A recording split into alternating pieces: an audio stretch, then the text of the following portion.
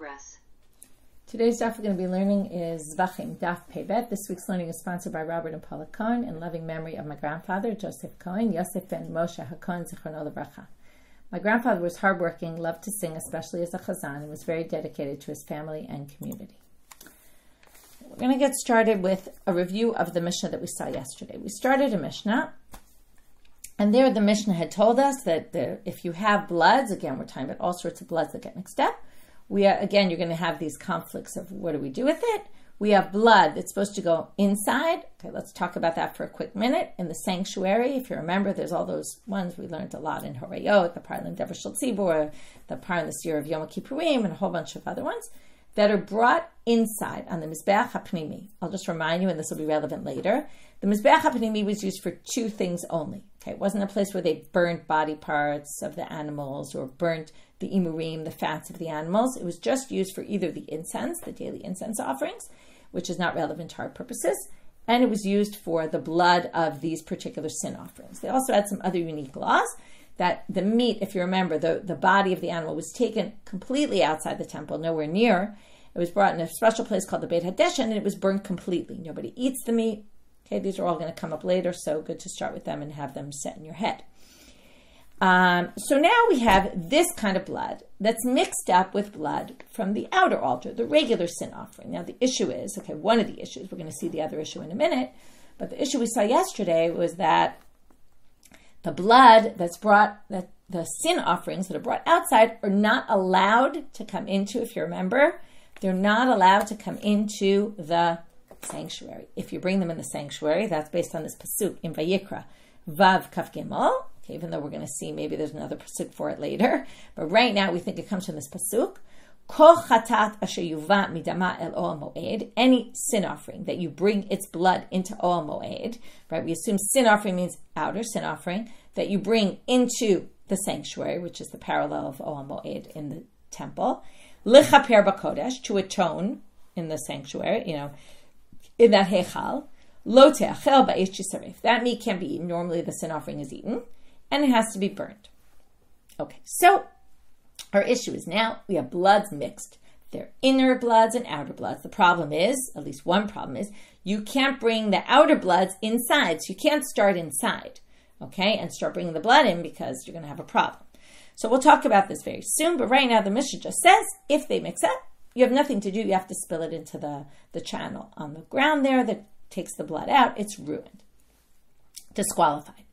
And we mentioned yesterday that Rabbi Eliezer doesn't disagree.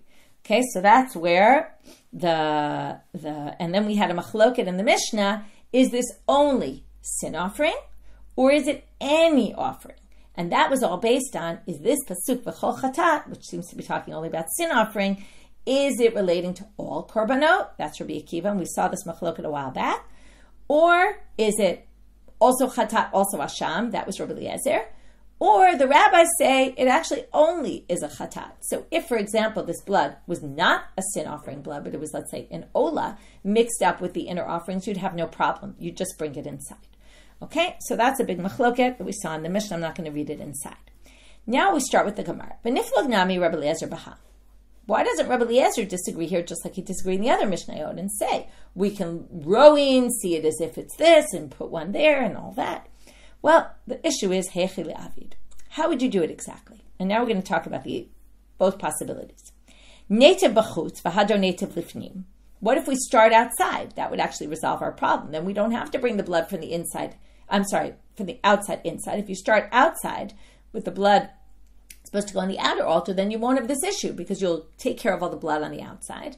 And then you bring it in. What you're bringing in is left with, what's not obligated anymore to be done outside. So you're good. But no, because kashem shemitzvah lachdim al yonim l'tachtonim, just like we learned with the chatat and the ola, that you have to do the chatat first because it's on top, that has precedence. Also here, which makes sense, if you have the higher, seems like it must be higher sanctity if you're putting the blood in the inner altar, because that's more holy place. So that takes precedence over the outside, so you can't switch the order. Okay, so kach mitzvah, so just like you have to do elyonim before you do tachtonim, kach mitzvah lagdim pnim lachutz. You also have to do inside before outside. Okay, that doesn't work. So now back to the other possibilities. So start inside. This we already know is the problem. V'netiv l'fnim, v'hadra netiv l'chutz. So go inside and then go outside. But kevan di'ika chatat, but now you have to remember, what does Rabbi Eliezer say? Only chatat and asham can't. What about other korbanot? Other korbanot, he actually doesn't have an issue. He thinks if it's ola, it's fine. So why doesn't he appear in the Mishnah arguing and saying, well, if it's korban ola or shlamim, you can do it? Well, this is an interesting answer. Because kevan di'ika chatat asham, because remember that was his opinion, kachatat asham, so chatat and asham don't work. If you would bring the blood in, they'd be disqualified. So you couldn't do it that way. Lo psikale. It's not a clear-cut issue. And he didn't want to start telling you in the Mishnah, well, if it's this, yes, if it's that, no. He wanted to just, he comes in all the cases where it's very clear-cut. You can do it. You can do rowing. You can do it like that. But he's not going to tell you that when it's depending on which sacrifice it is. That's already too fine detail that better off not to say it, even though it sounds like he would agree that in those cases you would have a solution. But he just didn't mention the Mishnah because he preferred to speak in bigger terms, that things that would cover all cases. It's a bit of an interesting answer because the Mishnah often goes into which case, and it's a bit of a complicated answer to accept. Now what we want to do is we want to go back to this basis of what they were mentioning, the basis of one of the things in the Mishnah, which was that it said it explicitly that Rabbi Akiva holds all blood that goes into the inner sanctuary are problematic, whereas the rabbis hold not the case. So we want to understand Rabbi Akiva because the rabbis are obviously the most intuitive. And so is Rabbi Eliezer, because kol chatat, sin offering only. Rabbi Eliezer, fine. Every time, we learned this already a bunch of times in the beginning of the Masechet, anytime it says sin offering, it means, it also says kachata ka'asham. The asham, guilt offering, is always like the sin offering. So anything that's true for the sin offering will be true for the guilt offering. How do you get from there to any korban? That's a little bit more difficult. So we're going to start with one answer. We're going to reject it, and you're going to also be a little confused by it. There's also some girsa issues because the commentaries had some trouble understanding this Gemara as well. So we'll just bear with it, understand that you might not fully understand this, but they're going to bring a mashal. Okay, and the mashal is a bit of a weird mashal. Or hard to understand, I should say. Amar Rav Yehuda Amar Shmuel. Mashal lema davar domeh. So what is this like? That we have the word sin offering and it really means everything. L'talmid shemazag l'rabo b'chamin. So we have a student who pours, and it doesn't really mean pour, he prepares the wine with hot water. Remember, they would dilute the wine with water. Prepares wine for his master or rabbi, right? It doesn't always mean talmid and rabo, it doesn't always mean student and teacher, but, superior. He prepares for him with hot water. Va'amarlo, after he prepares with hot water, amarlo mizogli, now here comes the Yersa problem. According to Rashi, it's mizogli bechamin. Okay, now prepare me a cup with hot water. Now we just prepare with hot water. This is the part that's a little strange. What do you think he meant when he said prepare with hot water? He already just prepared with hot water. So the student says, Amarlo b'ma, what do you mean by this? Amarlo, what I meant is, and this is why it's obvious this is what I meant, lo b'chamina anu asukim, we were already in hot water, because you already prepared me one with hot water. Now that I said hot water, achshav bein b'chamin bein b'tzonim. What I meant is, you can even prepare the next one with hot water, but you don't have to. How you get that from the story, right? It's a little bit strange. I'm going to just leave it because we could spend a lot of time trying to think about this, but hard to really understand. But, hachanami, what's the parallel here? Now, you have to understand, you'll know this when we get to the 11th chapter. These psukim were in chapter 6 of Vayikra and chapter 23, starting from, I think, verse 18, somewhere around there. It says, these are the rules for the chatat. And it starts to list a bunch of special, unique rules for the sin offering. Some of them, though, we're going to see later, and we're also even going to see today. Some of them, actually, they already extend to all sacrifices. Okay, I'll give you some examples of the things that appear there. If you get blood that sprinkles from the blood that you're trying to put on the altar and sprinkles on your clothes, there's a special din of kibus. You have to launder it. I think we mentioned it already. You have to launder it in the Azara. And it's only, that's unique for sin offerings, okay? Then there's some other rules, which are if you cook kosher meat in an earthenware vessel, you have to break it. If it's in a metal vessel, you have to do marika and shtifa, which we're going to talk about some sort of cleansing process. There's a big debate about it. I don't want to get into everything now. Marika and shtifa, actually, they already extend to all sacrifices. And the breaking of the earthenware vessels, I believe also they're going to extend to all. Okay, we're going to get there. But anyway, let's just go with right now, the whole topic there is sin offerings. And then at the end of that section, it brings up this all sin offerings. So now you can see the connection. We're already in sin offerings. And then it starts to say, and the sin offering, right? Any sin offering, and it's weird because we're already in sin offerings. So that's what they're going to say. Right? If we're already in sin offerings, why do they need to specify specifically sin offerings? So what's the comparison to that story? What he meant when he said, just like when he said, I want hot, and they were already in hot, what he meant was even hot, even sin offerings, but obviously all other offerings. That's the first explanation. But we're going to reject this. Now, I already told you this. We started off with sin offerings in that section. Then we already said, well, Marika and Shtifa is actually all korbanot. So chatat, now you tell me what? Chatat amar rachmana dekata brachmana lamali. So then why does it say chatat specifically? Because it wants to rein you back in and say, oh, this though, we're only talking about a sin offering. And now he's going to bring a parallel parable. Okay, so he's going to say, Shema mina chatat im midyach minilo. It sounds like, right, they're trying to rein you back in and say, this is only sin offering, not like Marika and Shtifa, which were just before, right, mentioned just before, which are for everything. And v'halo damya ela, and if you want to compare it to the student teacher, well, this is more like Talmid shemazag l'rabo bein b'chamim bein b'tzonein. It's more like a student who prepares and the teacher didn't care which one he wanted, whether hot or cold, and then amar lo al timzog li ela chamin. And then when he said chamin, he says, I really only want hot. So that whole line of thinking is rejected. Ela tamad Rabbi Kiva michatat v'chol chatat. And this actually we mentioned last time we saw this opinion. From the word v'chol, he gets it. And all. Right? Just it should say v'chatat. V'chol must be adding. So now we're going to say ditanya, as it says in a braita. Chatat, en li ela chatat. If it just said chatat, I would have said sin offering. Kodesh HaKodashim minai. And how do we know this includes also all high sanctity sacrifices? Talmud Lamar, kol chatat, because it says all sin offerings. Kodshim kalim minai. And how do I get even regular kodshim kalim, right? The lower level sanctity, shlamim, bechor, all those. If I bring the blood in, it's going to be disqualified if I bring it into the sanctuary. Talmud Lomar, v'chol chatat. Because it has a vav before the kol, we can derive both that and that. Divrei Rabbi Akiva. So Rabbi Akiva appears in this braita, and that's theoretically the end of the section, but it's not. But you can end here, because what were we looking for? What's the source for Rabbi Akiva's opinion? Now we're going to get off on a tangent, because Rabbi Yosi HaGelili is going to respond to Rabbi Akiva and say, that's not how you darshan the pasuk. You darshan it some other way, rejecting Rabbi Akiva's explanation, or at least saying, here's an alternative, okay, which obviously matches the rabbis' position who don't, right, who think it's only sin offering. And then we're going to have a question on Rabbi Yosi HaGelili. He definitely doesn't hold this way, so why did he say this? And then we're going to have a question on him, and that's going to be the end of the sugya. So that's why I wanted you to know the sugya for what we were looking for really ends here. But since we're in the Braita, we're going to bring the second part of the Braita, and once we bring that, we're going to have a difficulty on it from another source. So now he says, Rabbi Yosi HaGelili says to him, Afilu atamar be kol hayom kulo eini shomei alecha. So he starts off with this insulting line. You could darshan this from today till tomorrow, and I'm not going to accept what you have to say. I don't agree with your drasha. El chatat en li ala chatat yachid. Okay, now what Rabbi Yosi HaGelili is saying is, I agree with you in principle. The bechol chatat is what we call a riboy. It's including extra cases.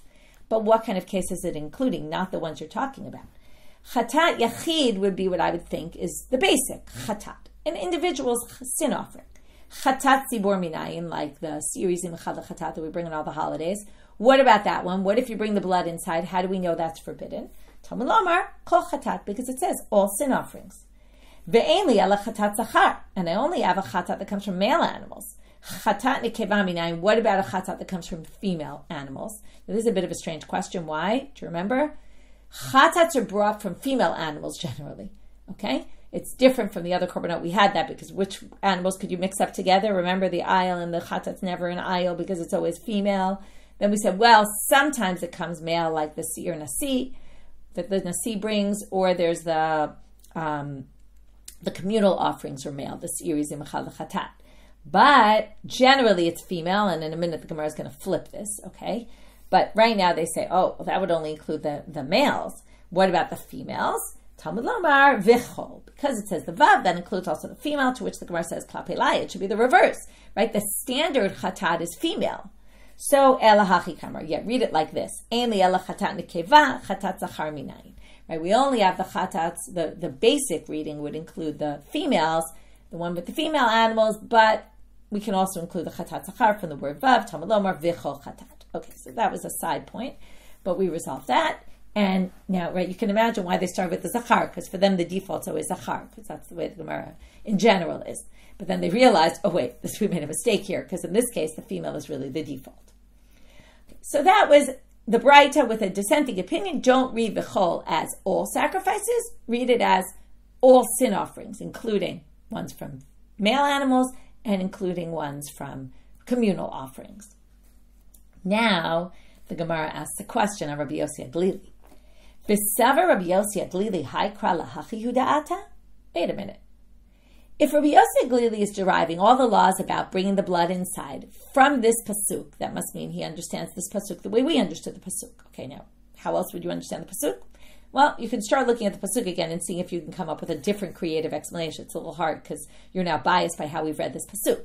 Let's read the pasuk again. V'chol chatat, any sin offering, which again could be any sin offering, any, right, all different types of sin offerings, all the outside sin offerings. Asher yuva midama, or maybe all offerings according to Rabbi Akiva, but Asher yuva midama lo moed, whose blood is brought into the sanctuary, lechaper b'kodesh, to atone, lo te'achel, don't eat ba'esh yisaref, they're disqualified basically, so you can't eat it and they have to be burned. Okay, that's the way we read the pasuk. Well, Rabbi Yosi HaGelili apparently doesn't read the pasuk this time about this. He learns this halacha from a completely different place. And he reads this pasuk in a completely different way that's not even talking about our topic at all. So how can he have a drasha in this pasuk about this topic when he doesn't even think the pasuk is talking about this topic? What could it be talking about? I don't know if you figured it out. It's pretty hard to figure out, I think. But let's read the way he reads this pasuk. And once you see it, you'll say, oh wow, you really could read the pasuk that way. V'ha Tanya, Rabbi Yosi HaGelili Omer, Kol ha'inyan kulo eino medaber ela beparim hanisrafim usirim hanisrafim. This pasuk, the topic of this pasuk is not outer sin offerings that we bring into the inner sanctuary and they're disqualified because you can't bring them in there. It's actually talking about sacrifices that are supposed to go inside. Okay, how's that? Well, what is it talking about? Now remember, I said this in the beginning of class so you'd have it in your head, but let's just quickly review. The inner sin offerings, you bring them in, you put the blood inside, then you take them completely outside, right? And you don't eat them at all, right? And what do you do with them? You burn them, okay? Outside the temple. Well, this is coming to tell you two halachot, okay? And in two different situations. Lisrof psulehem abeit habira. It's to tell you that if they get disqualified, okay? So let's read it. Kol chatat asher yuva midama lo moed, which basically means any inner sin offering. You see how you could read it differently? A chatat that you bring its blood into Ol Moed lechaper b'kodesh, to do the bloods there. That's just telling you, what are we talking about? Chataot ha'pnimiyot, the inner offerings. And then we're going to say, okay, you have to add a word here. And, okay, now we're going to skip lo te'achel right now. We're going to come back to it in a minute.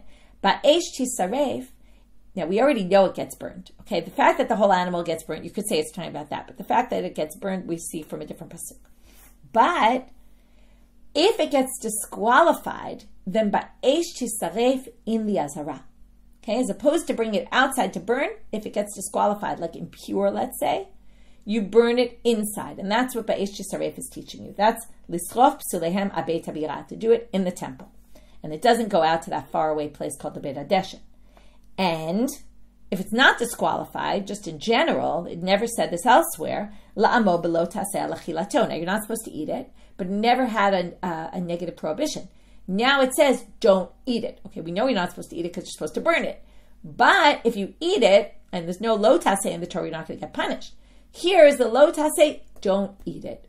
So it's saying, don't eat the meat, and if you do, you'll get punished, lashes. And if it gets disqualified by ba'esh tisaref, burn it here in the temple.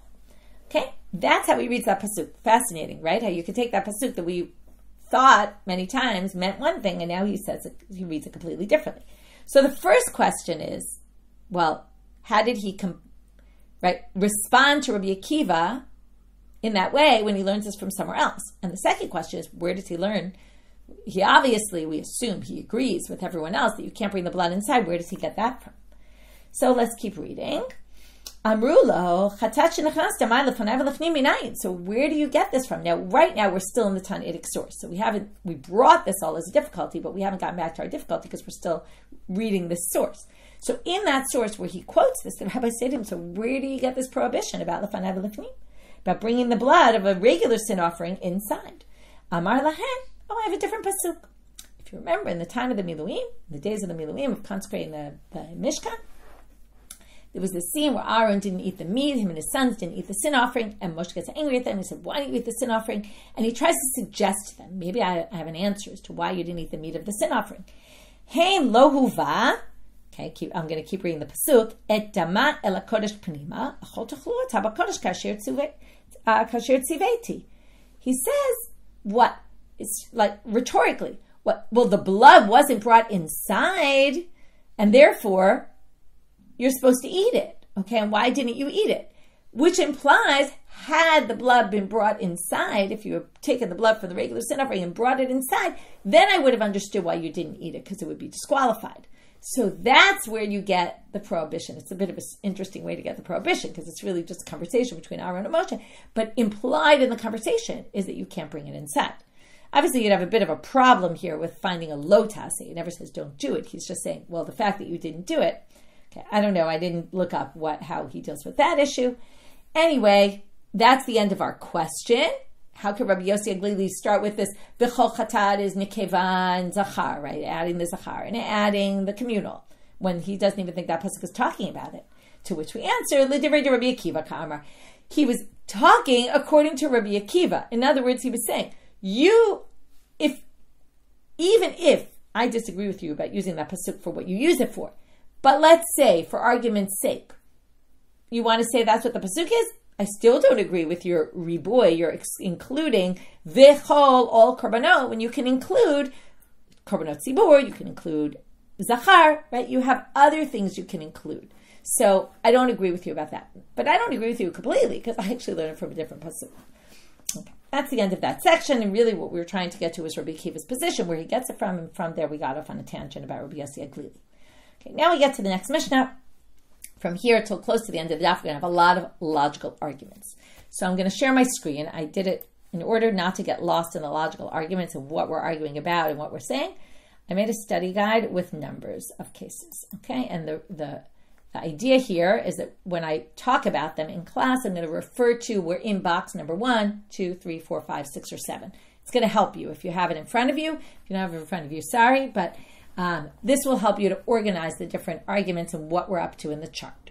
So we're starting in the chart actually from the second thing in the chart, but since the logical arguments start being built on the first side, I put the first, but we'll see in a minute. Chatat shekibel dama b'shnei kosot. Okay, we have 2 cups. Okay, 2 cups of blood from the animal.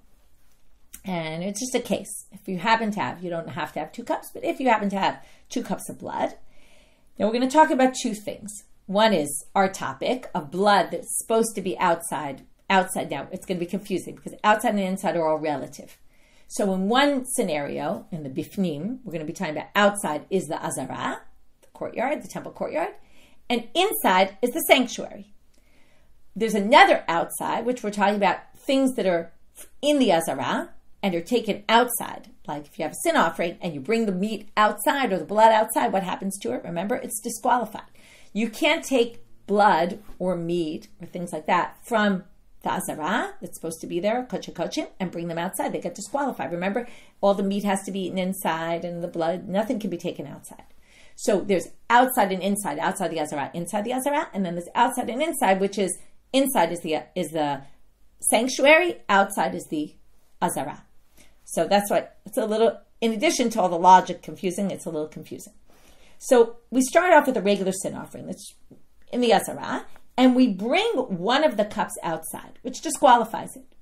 What's its effect on the other cup that's still inside the Azara? Hapnimi kasher. Okay, on this there's complete agreement. This is number 3 in the chart. Everybody agrees. We're going to call this in a bit hamishuyal, the remainder, because it's what's left Okay, it's not really the remainder like shirayim, but it's what's left because 1 cup is disqualified, and now we're left with 1 cup, and it's totally fine. Everybody agrees with that. But now we're going to have a machloket about the other pnim and chutz. Okay, nichnas echad mehem lifnim. But if you have this sin offering, which is in the Azara, and instead you bring it inside, because remember, this stuff has to be, okay, just to be very clear, the chatat blood has to remain in the Azara only. Can't go outside, can't go inside. So, right, into the sanctuary. So what if we bring it into the sanctuary, and then we still have 1 cup that's left in the Azara? What's its status? Rabbi Yosi HaGelili machshir b'chitzon. He says it's the exact same thing as taking it outside. Just like when you take it outside completely, the other one is still good. Also, when you put it inside, the other one is still good. V'chachamim poslim, and the rabbis disqualify. So now Rabbi Yosi HaGelili, okay, this is numbers 4 and 5. Rabbi Yosi HaGelili is number 4, rabbis are number 5. So now Rabbi Yosi HaGelili is going to prove his position with a kav chomer or try to knock out the rabbis with a logical argument. Amar Rabbi Yosi HaGelili, ma'im, and now he's going to compare the whole thing to pigul. Let's go back to pigul. Remember what pigul is? If you do something in the wrong place, which is perfectly relevant to here because we're talking about the wrong place. But instead of actually bringing it, it's just a thought. Now, when is pigul a problem? Chutzim komo means I think that I'm thinking in my head while I'm slaughtering, I'm going to bring the blood in the wrong place. Where is that? Outside the Azara, not inside the Heichal. If I have a thought I'm going to do it inside the Heichal, that's not pigul. Okay, nobody thinks that's pigul. So what do you see here? Just to put it in the words of the Kav Chomer terminology. When it comes to pigul of outside, it's strict. It's a problem. When it comes to pigul thought of inside, if I think I'm going to bring this blood on the inner altar, which I'm not allowed to do, but I just have a thought about it, it's not pigul. So the law of bifnim is actually as a leniency. So comes Rabbi Yosi, you can see where this is going now. So if in bachutz, the 2 kosot, the one left is kasher according to everybody, then why are you going to be strict in the case of the 2 kosot bifnim? When bifnim, going inside, is already, for pigul purposes, is much lighter. So for this, it should also be. That's what he's going to say.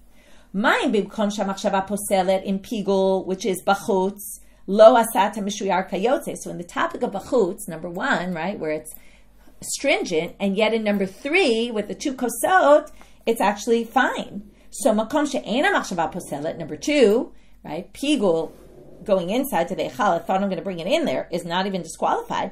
Bifnim, so shouldn't we say that the one that's remaining is just like in the case of chutz, which it's totally fine.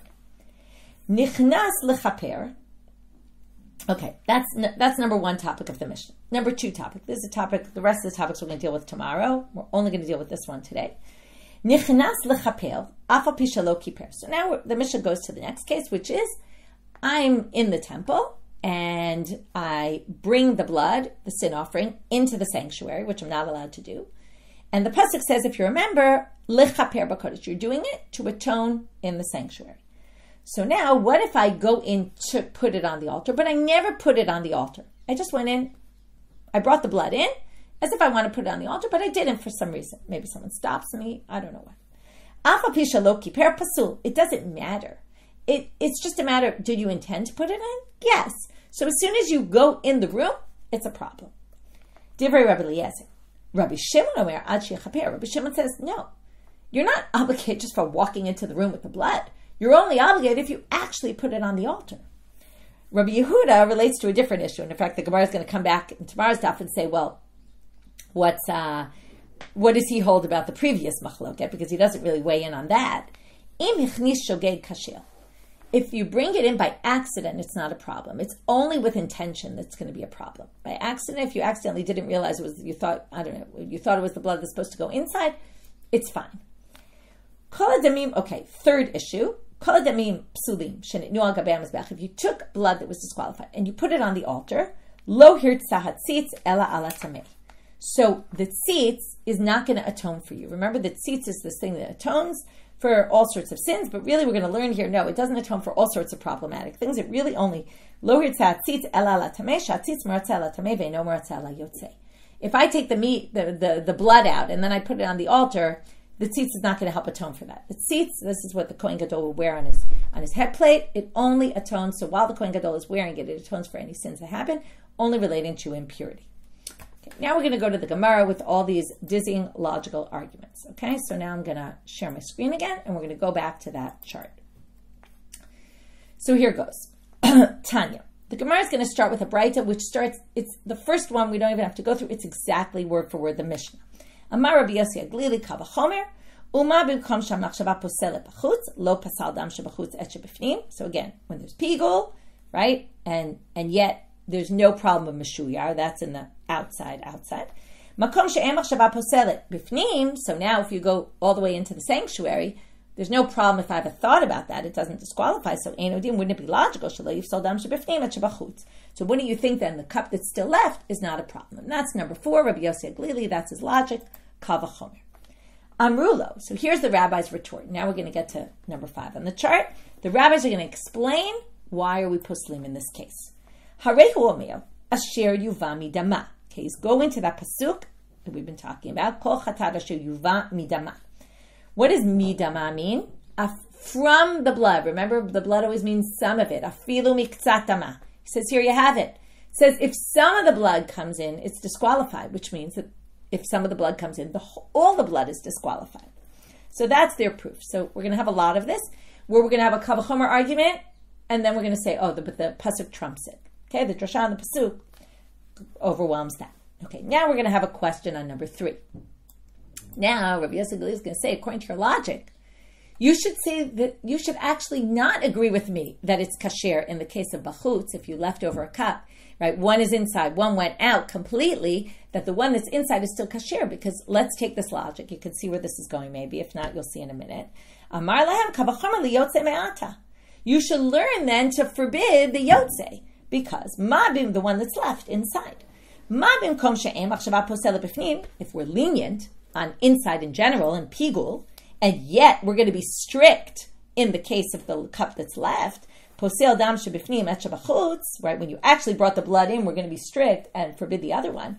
Makom shemachshava poselet, which is where bachutz, when you have pigul, that's number 1, right? Ein odin sheyifsol in number 3. So what do you think then, right? If you're going to be strict in number 5 here, if you're going to be strict and say in the extra cup you're going to be strict, when pigul is lenient, then in the case where pigul is strict, wouldn't you be strict then in the cup that's left? So that's what he says to him. Amru lo. Again, the rabbi is going to pull out a pasuk. Hu omer asher yuva. Said what was brought from the blood. Remember the whole halacha about the blood. Afilu miktzatama came from this pasuk.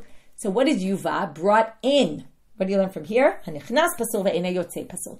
This law about some of the blood forbidding the rest of the blood is only when you bring it in, not when you bring it out. If it wanted to say out, it would have said asher hutza and not asher yuva. Okay.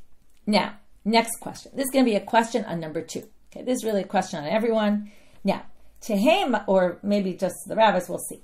Tehem machshava bifnim poselet mikal v'chomer. Now they're going to go question pigul entirely. If we take this whole middle section about the meshuyar as a given now, what we know about it. Again, machlok at Rabbi Yosi and Rabbi HaGelili and the rabbis about this one, but bachutz everyone agrees kasher. So now we can come to other conclusions than what we know to be halacha about pigul, because we're going to say like this: Tehem machshava bifnim poselet mikal v'chomer. You should say pigul machshava, that I'm going to bring the blood inside, should actually be a problem according to the rabbis, because if the rabbis are strict with bringing inside with the 2 cups, then they should be strict about pigul, right? So listen, ma binkom shelo pasal dam shebachutz et shebifnim, right? When you have the blood inside, doesn't lo pasal dam shebachutz et shebifnim, where the blood in, you have the case of bachutz, where 1 cup doesn't mess up the other, and everyone agrees about that. And yet, right, machshava poselet bachutz, and yet pigul machshava is a problem. So we're lenient on the extra cup, but we're strict on pigul. So makom shepasal dam shebifnim et dam shebachutz. So according to you, the rabbis, where you actually forbid the blood, right, the one that's left inside when you brought all the way inside the other blood, ein udin shemachshava poselet bifnim. You should say the pigul is forbidden. So again, they're going to pull out a pasuk, harei omer, bayom hashlishi. Remember this? Maybe you do, maybe you don't. Turning now to Amabet. What do we learn by Yom HaShlishi? That's the pasuk about pigul that we spent a lot of time on in the beginning of our Masechet. One of the drashot on Hashlishi is why 3. Makom she'em shulash b'dam b'sar u'b'imulim. It has to be a machshava. Pigul is only going to be if you have a thought about a place that is actually forbidden, that could potentially be used for blood, for meat, and imurim. What did I tell you before about the mizbeach hapnimi? Can't be used for meat, can't be used for the fats, only for blood. Now, pigul machshava can only be about outside the temple, because in the time of the bamot, remember, you could put the blood, you could put the basar, you could put the imurim, all of those things could go on the altar. So that's why pigul machshava has to do only with a place where you have a thought about a place that has all those three things. And that is not relevant, and that's why there's no pigul bifnim. Okay, now we're going to say the following. If you take 2, 3, 4, and 5, you can actually forbid number 1. Okay, meaning, if you're not following the chart and you don't see the numbers, I'll explain. Now we're going to question number 1. Why is pigul forbidden at all in a case of taking it outside? Because logic would say, from everything we just built up, that it's not a problem. Lo teheh machshava poselet b'chutz mikal v'chomer. Why? Right? Pigul shouldn't be a problem. If you have a thought, I'm going to burn the meat, I'm going to sprinkle the blood outside the temple. Uma bimkom or outside the Azara. Uma mekom shepasal dam shebifnim et shebachutz ein machshava poselet bifnim. In the place where the dam shebifnim disqualifies the dam shebachutz, meaning if the rabbis in number 5 say, listen, the blood that's left when you brought some of it inside is disqualified, and yet there's no pigul in that case, ein machshava poselet bifnim, there's no pigul on inside. So makom shelo pasal dam shebachutz et shebifnim. So if you go to the case of the blood where half of it is brought outside and the other cup is still inside, and everyone agrees it's fine, well then enudin shelo yeh pasul machshava b'chutz. So then you posel machshava b'chutz, you shouldn't have pigul at all. So where'd you get pigul from? We know where we got pigul from, and that's what we're going to say. Talmud Lomar, remember that complicated pasuk, which simple reading really didn't mean pigul, but the drasha was, this means pigul. Shlishi chutz l'zmano, pigul chutz l'mkomo. Okay, I'm not going to go over these drasha because we spent a lot of time on them, and that's a long daf. But if you remember, the word 3 there says that's talking about time, because on the 3rd day is a time factor, and pigul is talking about you thought to do it in the wrong place and disqualified it. So there you have it. We have a drasha. Forget your logic. Drasha overrides the logic. Okay, now we go to the final section of our chart. Until now, we were talking about blood, and the pasuk is talking about blood. So now they're going to ask a question. What about meat? Now we know that if you have meat, like sin offering meat, that you take outside the temple, right, outside the Azara, it disqualifies it. I said that before. But what if you take meat and put it inside the heichal? Is that going to be a problem? Okay, so no. But we're going to have to figure out why, because logic would state it should be a problem. Basar hayotze lachutz pasul. So for sure, meat you take outside, that's definitely disqualified. And they say hanichnas lifnim kasher, because the pasuk that said if you bring the blood inside, it's the blood that's disqualified, not the meat. If I bring chatat meat and I happen to just bring it into the heichal, I don't disqualify it. Why? Shehei bedin shepasul. So now they're going to say, based on all the logic we've been saying, logic would state that it would be disqualified. Uma bimkom shelo pasal dam shebachutz et shebifnim. Right? If the one cup doesn't mess up the other cup, which is right, then and yet basar hayotze lachutz pasul, and yet the meat right now. Where are we talking about? In the whole outside. First, we quoted number 3. One cup doesn't mess up the other cup if one cup was taken outside, and yet pigul is a problem if you have a thought you're going to bring the blood outside. So makom, so again, we're going to see that we're more strict there. Because basar hayotze lachutz, here actually we're not talking about pigul, sorry, I just said that wrong. If in number 3 we're lenient about the extra cup, but yet the meat that we take outside, number 6, I just said that wrong before, sorry. But number 6 is pasul, taking the meat outside is pasul. Then makom shepasal dam shebifnim et shebachutz, right, number 5, where the rabbis say, also bifnim, in bifnim specifically, it's going to be disqualified the cup you leave inside. Basar, right, when you put one all the way inside, you're going to disqualify the one in the Azara. Basar nichnas bifnim, enudin sheifsol. Again, we're saying that in the second part of this chart, right, number 5, the rabbis are strict on the inside and lenient on the outside. So in the case where meat is already disqualified from going outside, obviously we should forbid meat that goes inside. So, right, Einu din she'yifsol, this meat that goes inside. But harehu omer mi dama dama v'lo basar. But then they say, from the blood, remember from the blood. The whole din was from the blood and not the meat. Okay, it's dam lo basar. Now, one last thing here. Oh, not in the daf yet, but in this section. Number 6 now. Now that we proved that it's actually permitted, even though we're strict on the Meshuyar, on the inside, now we're going to move to the outside area and say, maybe we should actually permit meat that goes outside the Azara, which of course we don't. But again, Kal V'chomer would say, Kal V'chomer me'ata. Number 5, where the rabbis are strict on the inside, and yet basar nechnachas lifnim kasher. But meat that goes inside is actually permitted. We're lenient there. So makom shelo pasal dam, number 3, where that's the lenient case and bringing things completely outside, right? Lo pasal dam shebachutz et shebifnim, the one that went out didn't passel the one that was still in the Azara. Basar yosei lachutz eino din shekasher. So wouldn't we actually permit basar that went outside? No, because harei u'amel, again pasuk. Now this is a bit of a strange pasuk. Basal b'sdet treifa lo tochelu. There's a pasuk that says you can't eat meat in a field that's treif. Okay, what's a treifa? It's an animal that's sick, that's going to die. Okay, now you can't eat a treifa anyway. Forget about in the field. And there's a different pasuk that actually says you can't eat basar treifa. So what is this pasuk talking about? Why does it say in the field? So what do they learn from here? Basadeh means outside where it's supposed to be, because what's a field? It's an outside area. So that's what this is coming to teach. Okay, so that's how we know the basar yotzei is pasul. Okay, very dizzying logic, but what I will say about this whole thing is that what's this really coming to say? You can have all the logical arguments you want, but in the end, the psukim override the logic, right? Sometimes psukim don't necessarily correspond with logic, and that's okay. That's the way our system works. Okay, keep going. Tanu Rabbanan. Now we're back to the topic of this pasuk. You can't bring the blood inside. Now, what does it say? I'm sorry. We had 2 psukim that talked about the blood being brought inside. One was the lo taseh, don't bring in. And then we have Rabbi Yosi HaGelili who said we learned it from a completely different pasuk.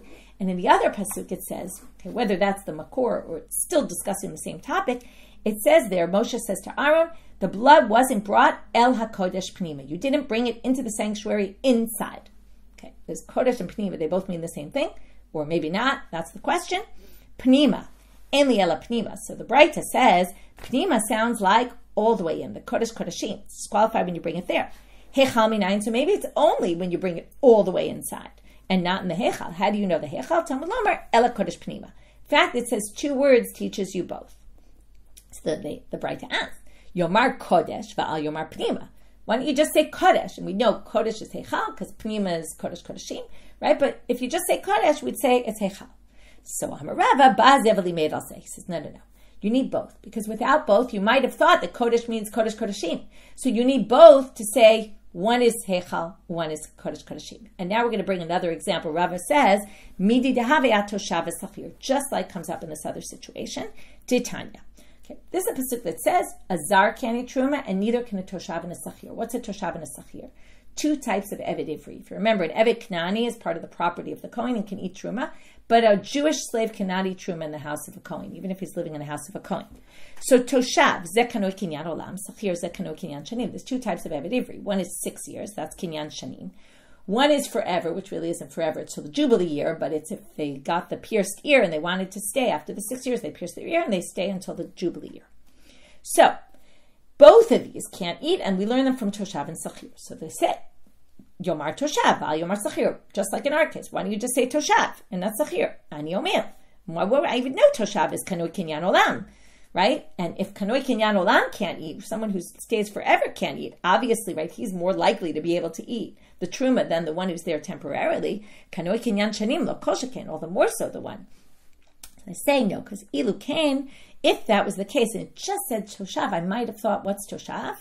Maybe that's the one who's only there for a few years, 6 years. But the one who's there forever maybe could. So therefore, okay, that's why you need both words, so that we know both are included for sure. So that's his comparison. But comes Abai, says, not a good comparison. Amar le Abai. That's 2 different types of people, 2 categories. What should they have said? Should have just said the one who's pierced, and then you would know that's the permanent one. And then you could learn the other one from a kavachomer. But a lot of times you have something you could learn from a kavachomer, the pasuk likes to say it anyway. So that's why they said it there. But here, alahacha, Here we have a different issue. Once it goes into the Hechal, it's already disqualified. You have to go through the Hechal to get to the Kodesh HaKodashim. So there's no point to mention Kodesh HaKodashim. Obviously, if you have to go through the Hechal to get there, you've already disqualified it by going in the Hechal. So Abaye has an answer to this. So you could get there from the roof, maybe climb into the room. There's some other way to get there that you don't have to go through the Hechal. So if that were the case, you wouldn't know, you could have a way. So I'm like, Rava, active. But the pasuk says, Hein huva. If you bring the blood, it has to be brought. Brought is a normal manner, not like coming through some other way. But Abai still has an answer. Sorry, Rava says it. Ela amarava, komidi dechashev alev lefanai v'lefnim lo mifsal behechal.